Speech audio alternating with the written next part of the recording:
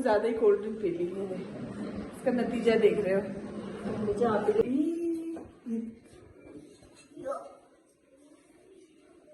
तो भगवान में आजकल के लोगों को तो विश्वास नहीं होता होगा, है ना।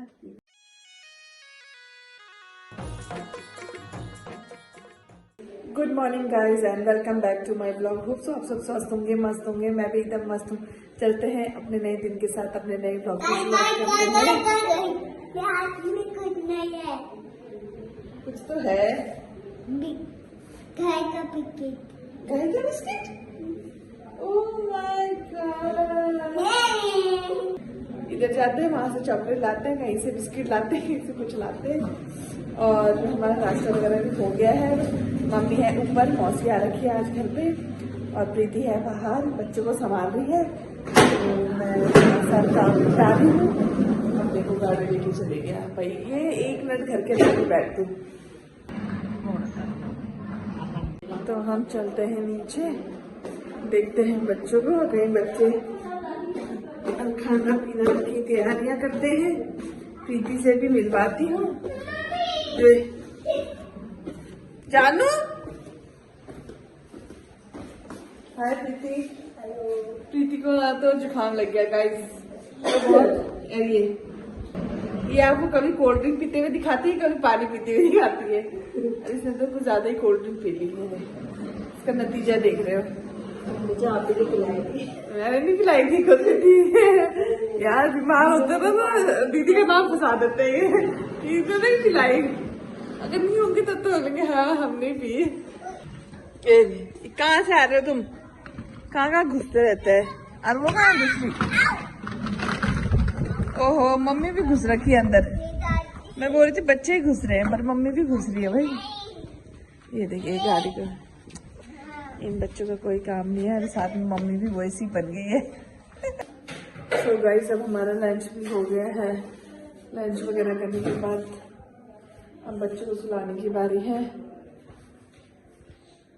अब देखते हैं क्या करेंगे। क्या हुआ प्रीति? क्या बोल रही थी तो?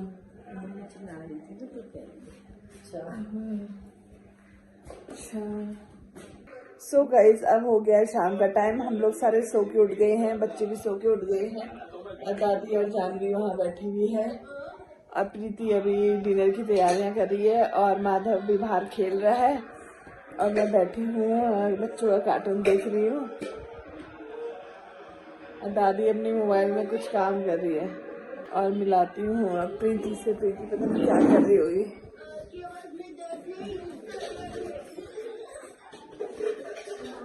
मम्मी ने तो आज हम कितना सोए भाई, अभी उठ रहे हम सारे। Oh my God.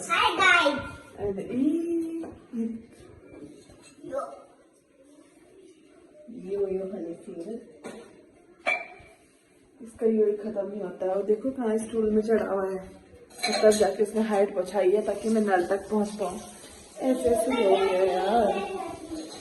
दिन से सीधे रात ही हो गई। कितना 3 बजे सो गए थे हम, उठे 6 बजे। बच्चे भी नहीं है यहाँ पे। सो गाइस अब हमने डिनर भी कर लिया है। तो डिनर करने के बाद बस हम बैठे हैं, बच्चे भी चले गए ऊपर, और मैं व्लॉग बना रही थी। तो मम्मी भी आ गई, मम्मी बैठी है मेरे साथ। तो हम ऐसे गप्पे मारे थे, तो सोचा कि व्लॉग भी बना ले। तो मम्मी भी आपसे बात करना, मम्मी ने सोचा मैं भी बनाती हूँ। तो मम्मी कुछ बताएगी आपको अपनी बातें, तो मम्मी से ही सुनते हैं। मेरी बातें तो हमेशा ही सुनते रहते हैं।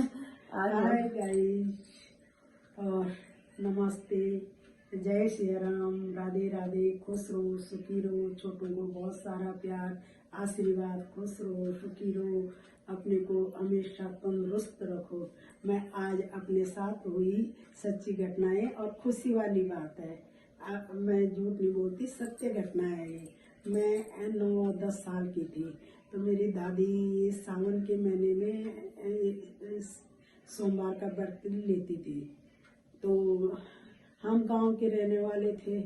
तो उस टाइम आज से 50 साल पहले, 50 साल पहले, मतलब गांव में बहुत शरीफ लोग होते थे। बहुत, अभी भी हमारे गांव में ऐसे है जैसे यहाँ बाहर है वैसे नहीं है।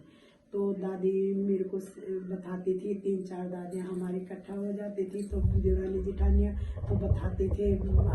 जैसे 12-13 साल की उम्र में तो शादी हो जाती थी, पर तब मैं 10 साल की थी। मेरे को बताते थे कि सावन का व्रत लिया कर, तेरे को अच्छा जवाई मिल जाएगा, अच्छा घर बार मिल जाएगा। तो मैं सोमवार के व्रत लेना शुरू कर दिया। तब जैसे दादी लोग बोलते थे वैसे ही अकल थी, तो मैंने व्रत लेना शुरू कर दिया। तो मैं जैसे 10 साल से मैं लगातार व्रत ले रही थी। मैंने 10 साल के बाद पढ़ाई भी की, 10वीं 11वीं 12वीं की।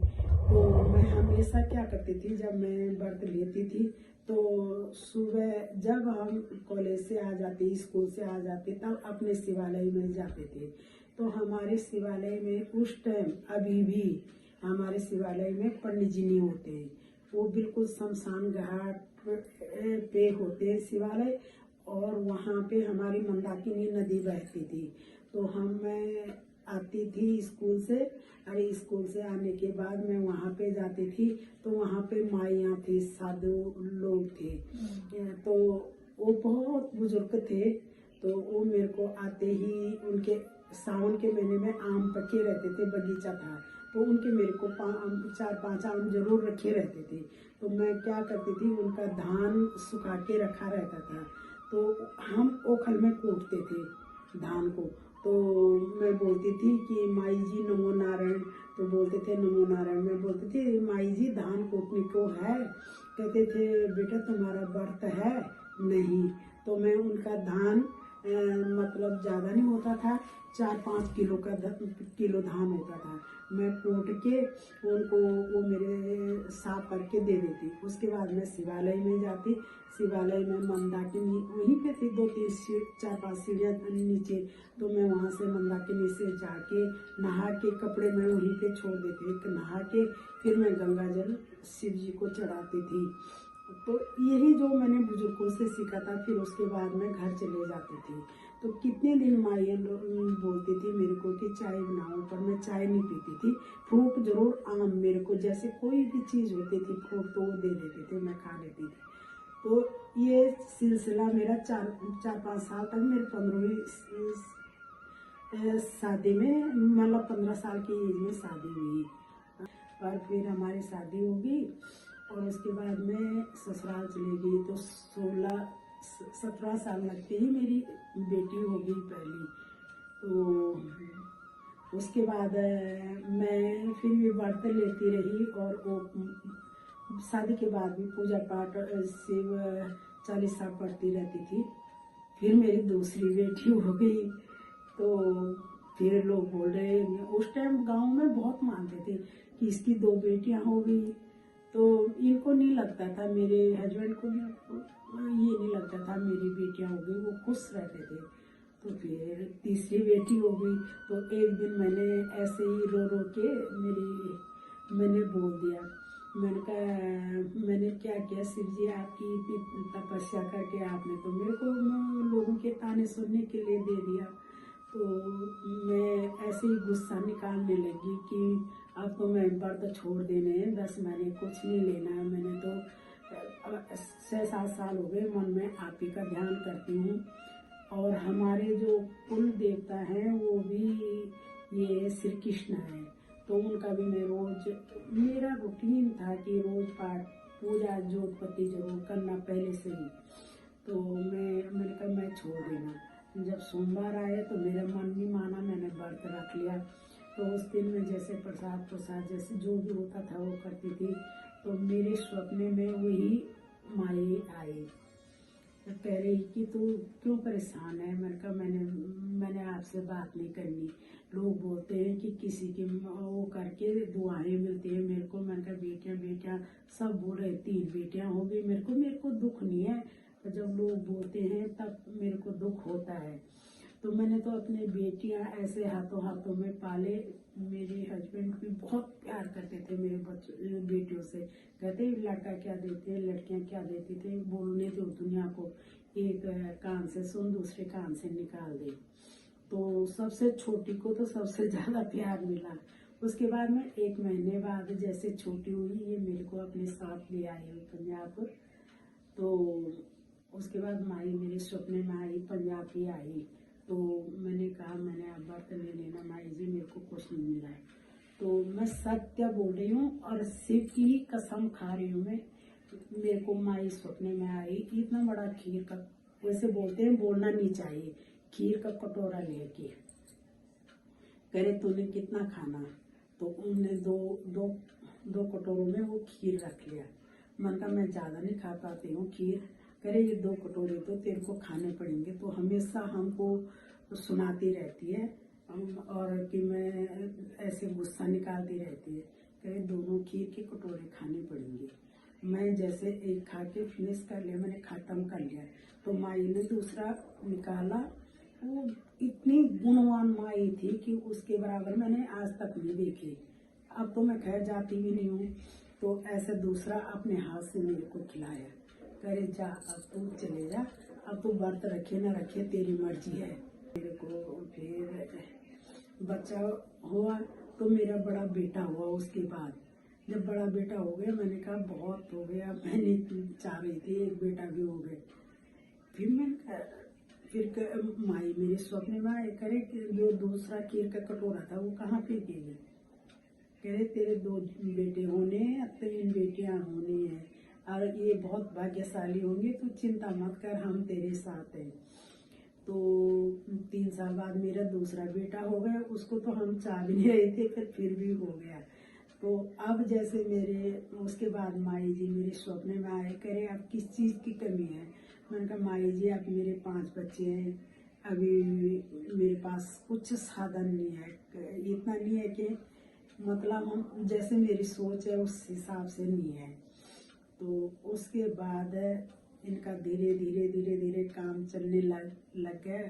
उन शिव जी की कृपा से आज हम बहुत अच्छे जगह पे हैं और बहुत अच्छे धूमधाम से मैंने अपनी लड़कियों की शादी की, तीनों की धूमधाम से मैंने दोनों बेटों की शादी की। और आज के टाइम पे मेरी बेटियां और बच्चे बहुत खुश हैं उस भोलेनाथ की कृपा से। पर माता और शिव जी इतने प्रत्यक्ष हैं जो मन में अगर तुम यूं ना लो व्रत, कुछ मत करो, पर मन में उनका ध्यान करो, आपको 6 महीने के अंदर पता चल जाएगा कि हम कितने पानी में हैं और भगवान कितना हमको उठा सकते हैं। तो कभी भी हो अपने आराध्य देव को जरूर मानो और उसी आराध्य देव, ऐसा नहीं कि आज यहाँ जाओ कल वहाँ जाओ, एक ही को मानो और इस तरीके से मानो कि बस मेरे हृदय में बसे हैं। चाहे हम भजन करें चाहे ना करें, पर उसका नाम हमारे हृदय में है और हम उसको रटते रहते हैं। और यही पे मेरी बीती का मतलब जो मेरे को कहानी है सचमुच की है वो यहीं पे खत्म होती है। मैं कहती हूँ शिव जी भोलेनाथ सबको ऐसे ही परीक्षा भी ले और उनको आशीर्वाद भी दे। बहुत जय श्री राम। आशा करते हैं कि आपको मम्मी की स्टोरी अच्छी लगी हो। स्टोरी नहीं सचमुच की, मतलब सचमुच की बातें हैं। हाँ। तो भगवान में आजकल के लोगों को तो विश्वास नहीं होता होगा, है ना, क्योंकि पहले टाइम पे जाता था। आजकल लोग कुछ कुछ को तो होता होगा, कुछ कुछ को नहीं होता होगा। अभी मेरा नाती है वो 3 साल का है, तो उसमें जब आरती करती हूँ तो गणेश की बोलता है, वो भी टूटी फूटी गणेश की आरती बोलता है। जैसे मैं माता की बोलती हूँ तो वो भी बोलने लग जाता है। जय बोलती जो अम्बे बोलती वो बोलने लगता है। 5 बजे उठता है क्या ऊपर, बोलता है मम्मी दादी ने प्रसाद लगा दिया होगा, अब मैं खाने के लिए जाता हूँ।